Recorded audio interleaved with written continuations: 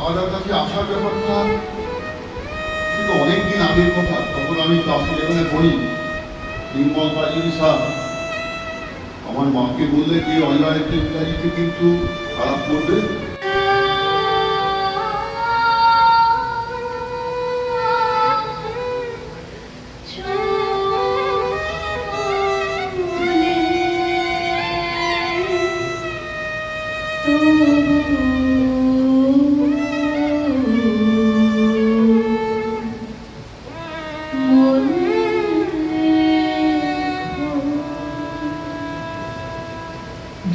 তুমি একটু সহজ সরল করে এত দূর ভর ওই দিন এই দিকে ভাবতে শুরু করো, বড্ড কষ্ট দেয়।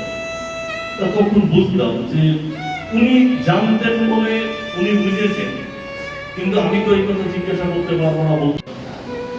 বলছে যে কেন আপনি বুঝতে পারছেন না? বলছে আমি বুঝতে পারছি, আমার বোঝা নিয়ে না, সব মাস্টারমশাই তো বোঝা দরকার। তুমি একটা বাক্য শুরু করতে যাচ্ছ কখনো ভর দিয়ে, কখনো টু দিয়ে, কখনো উইথ দিয়ে, কেন? আমি হাঁটতে পারতাম না, আমার হাঁটু বেঁকে বেঁকে গেছিলো। আমি পড়ে গেলে আমি উঠতে পারতাম না। আমি এখানে আসি অন্যতম নার্সিংহোমে এসেছি, দে তার কাছে নিয়ে এসেছি, তখন আমার চিকিৎসা করে। আমি চিকিৎসাতে আমি ভালো হয়েছি, আজকে আমি হাঁটতে পারছি, আমার অসুবিধা হয়নি। উনি 15 দিন আগে আমার কাছে এসেছিলেন। দুটো পাই একবারেই বেঁকে গিয়েছিল, যাকে আমরা ফিক্সড ফ্লেক্সন ডিফর্মিটি বলি। উনি হাঁটতেও পারছিলেন না। তো আমরা দুটো হাঁটুই ওনার প্রতিস্থাপন করি এবং স্বাস্থ্যসাথী কার্ডের মাধ্যমেই হয়।